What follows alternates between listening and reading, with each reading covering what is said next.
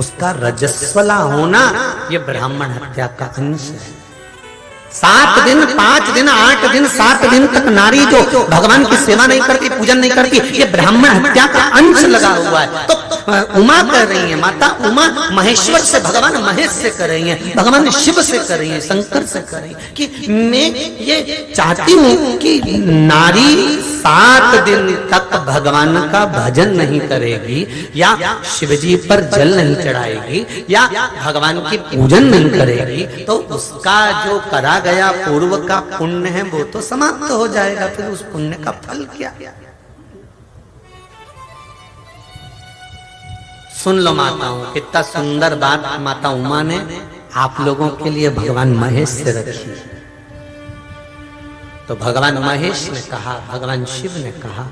शंकर ने कहा, ओघड़ी मेरे भोले ने कहा, सुनो उमा, मैं तुम्हें वर देता हूं, नारी 7 दिन तक अगर मुझ पर जल नहीं चढ़ाती है, पूजन नहीं करती है,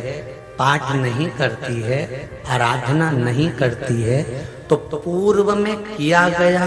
जो जल चढ़ाया है, पूजन करी है, पाठ किया है, अनुष्ठान किया है, उसका फल नारी को ये 7 दिन में प्राप्त हो जाएगा, मेरी ओर से प्राप्त। अब इसको समझो कैसे? ऊंट एक बार पानी पीता है, 6-7 दिन निकाल देता है। कितने दिन? एक बार ऊंट ने पानी पिया, 7 दिन निकाल दिया, 8 दिन निकाल दिया। वो पानी कहां गया? एक बार का पिया के 7 दिन कहां गया? वो ऊंट अपने गर्दन में जब जल को रखता है तब वो जल उसको एनर्जी देता रहता है। उसी तरह रजस्वला धर्म के अंतर्गत 7 दिन नारी जो कर्म नहीं करती है, 7 दिन जो पूजन नहीं करती है, 7 दिन तक जो मंदिर नहीं जाती है, 7 दिन जो शिव पर जल नहीं चढ़ाती है, उमा और महेश की कथा कहती है, शंकर भगवान महेश ने, भगवान शिव ने वर दे दिया कि नारी ने अगर पूर्व में जल चढ़ाया है तो उसका एक अंश का भाग उसको इस रजो धर्म के समय पर भी प्राप्त हो जाएगा। जिस नारी का रजो धर्म में अगर तकलीफें आती हैं, रजो धर्म से जुड़ी हुई जो प्रॉब्लम बढ़ जाती है, या गर्भाशय में, बच्चादानी में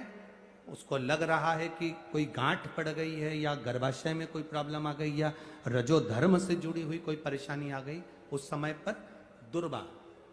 दुर्वा जानते हो, गणेश जी को चढ़ती है ना दुर्वा, दुर्वा अशोक सुंदरी वाली जगह पर समर्पित कर 5 दुर्वा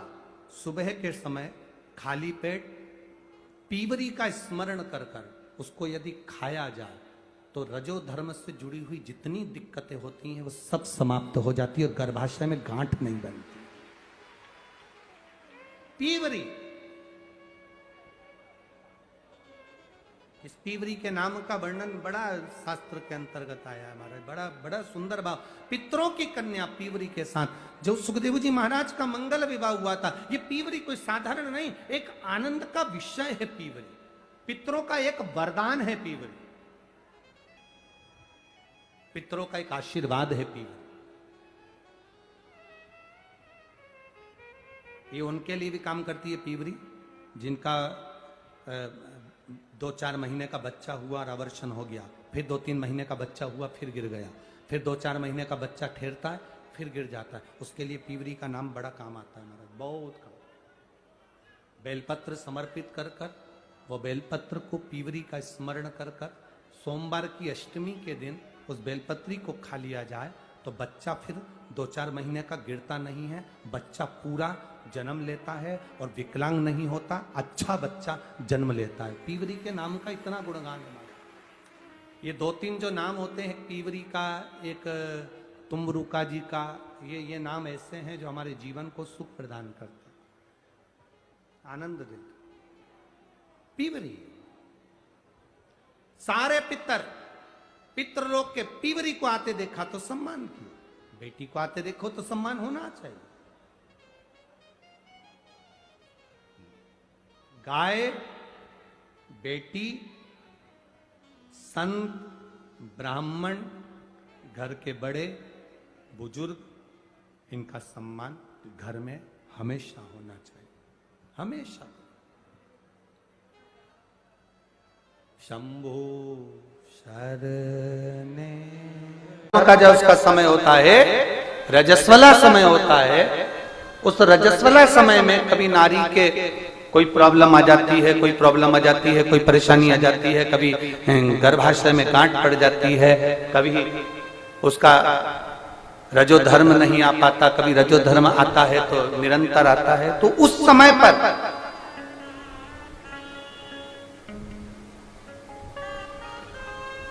एक गूलर का फूल,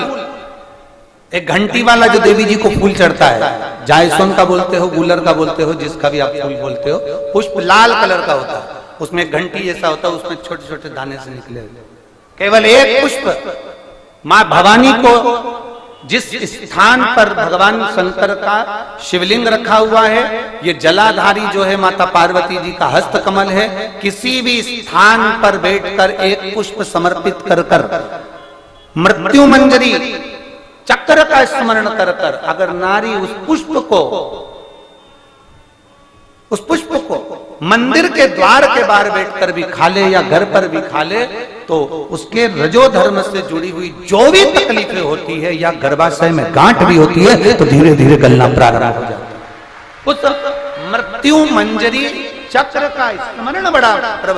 ये थोड़ा सा लोगों को लगेगा, बताओ महाराज जी कहां का विषय लेकर बैठ गए, पर संपूर्ण भारत की मेरी जीजियों के लिए ये प्रयोग बहुत जरूरी, संपूर्ण भारत की मेरी जीजी मृत्यु मंजरी चक्र का स्मरण भी हमारे को सुख का अनुभव करा गया, एक नारी के जीवन को सुखता प्रदान करता, आनंदता प्रदान करता। जैसे संतान नहीं होने पर आप सफेद आंकड़े की जड़ बांधते हो, कौन सा नाम लेते हो? तुम रुकेश्वर महादेव का। तुम रुका जी का नाम लेते हो, 21 बार घुमाते हो, कमर पर बांध लेते हो, संतान का सुख प्राप्त हो जाता है। ऐसे मृत्यु मंजरी चक्र का स्मरण, जब जब नारी को कोई तकलीफ आ रही है, डॉक्टर ने बोल दिया गर्भाशय में गठान पड़ गई, गर्भाशय में गांठ पड़ गई है, रसोली पड़ गई है, उस समय पर आपको स्मरण होना चाहिए, उस समय पर आपका स्मरण होना चाहिए। थोड़े दिन प्रयोग करिए और प्रयोग करने के बाद पत्र में लिखकर भी भेजना कि फल उसका फर्क पड़ा कि नहीं पड़ा। हमको भी तो मालूम पड़े कि हम जो शास्त्रों में पढ़ते हैं उसका जो रसतत्व निकालते हैं, आप तक पहुंचाते हैं, उसका फल क्या मिला, हमें भी तो मालूम पड़े।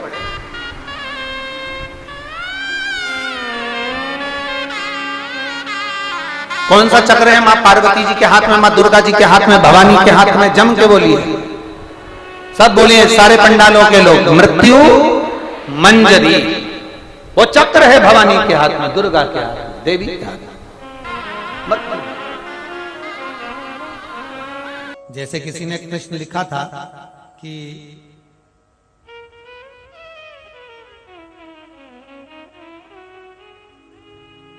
अगर हम रुद्राक्ष गले में पहन लेते हैं और नारी का रजस्वला धर्म आ जाता है, रजो धर्म का समय आ जाता है, फिर वो रुद्राक्ष हम गले में धारण कर कर रखते हैं तो वो रुद्राक्ष क्या वो बेकार हो जाता है? पहले एक बात बहुत अच्छे से समझ लें, आप सन्यासी हो, जम के बोलो जरा, आप तपस्वी हो, आप साधक हो, आप उपासक हो, या आप बैरागी हो, आप एक गृहस्थी हो, घर में रहने वाली मां गोदी में रखा हुआ बालक अगर गंदगी भी कर दे, पूरे कपड़े को भी बिगाड़ दे, तो मां बच्चे का कपड़ा बदल देती है और बदल कर मां को ये जरूरी नहीं है कि उसको साड़ी बदलना, उसको कपड़े बदलना या उसको फिर नहाना। बच्चा जब गोदी में होता है तो मां की गोद में कितनी बार भी गंदगी कर दे, फिर मां अपने कपड़े बार बार नहीं बदलती, उसी कपड़े से काम करती रहती है, उसी कपड़े से सेवा करती रहती है, उसी कपड़े से भगवान का पूजन भी करेगी तो भगवान स्वीकार करेगा। क्योंकि मातृत्व के लिए, माँ के लिए, नारी के लिए ये छोड़ दिया गया है कि तुम, पर हाँ आप अगर पूजन करने बैठ रही हो तो आपको ये 7 दिन पूजन नहीं करना।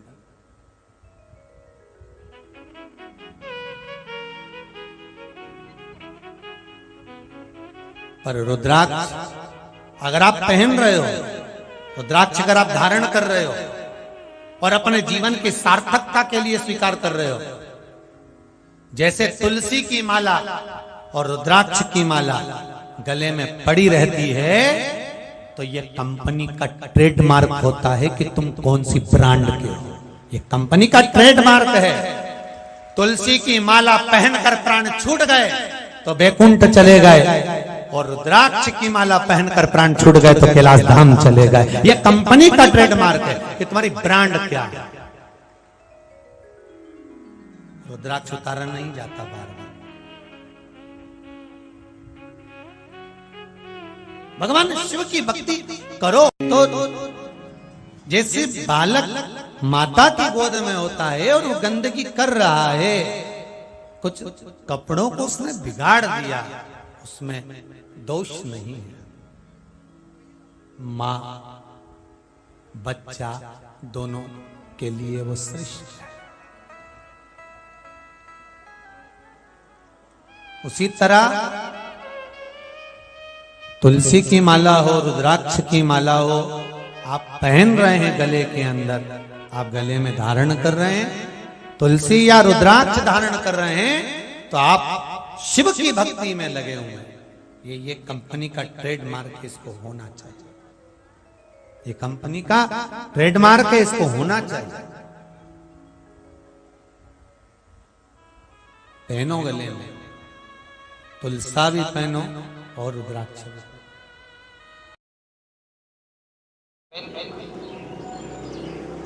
जिस नारी को रजोधर्म की बीमारी हो,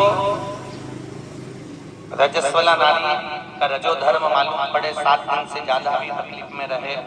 या फिर बार बार रजोधर्म की बीमारी हो जाती है, फिर रजोधर्म आ जाता है या तकलीफ पड़ जाती है, तो जिस नारी को रजोधर्म की तकलीफ रहती है, रजोधर्म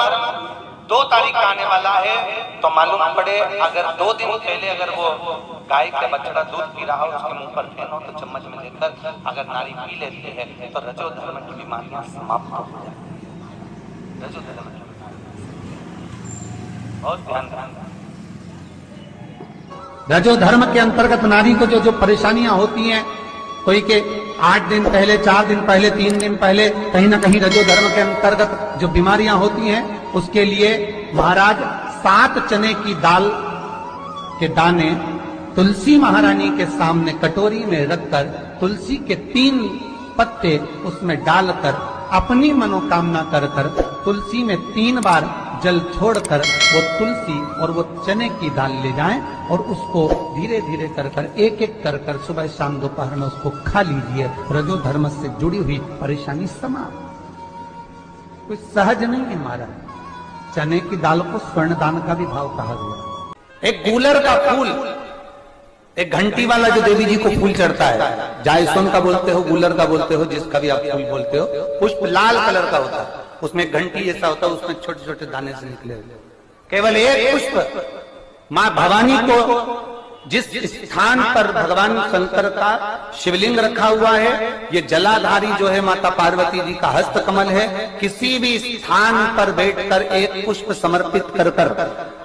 मृत्यु मंजरी चक्र का स्मरण कर कर अगर नारी उस पुष्प को मंदिर के द्वार के बाहर बैठकर भी खा ले या घर पर भी खा ले, तो उसके रजोधर्म से जुड़ी हुई जो भी तकलीफें होती है या गर्भाशय में गांठ भी होती है, तो धीरे धीरे गलना प्रारंभ हो जाता है। जब नारी का रजोधर्म का कोई तकलीफ चल रही हो, रजोधर्म से जुड़ी हुई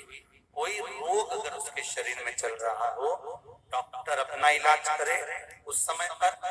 आपको मात्र रजोधर्म के समय पर अगर तकलीफ है देखे और उधर से जुड़ी हुई या भीतर एक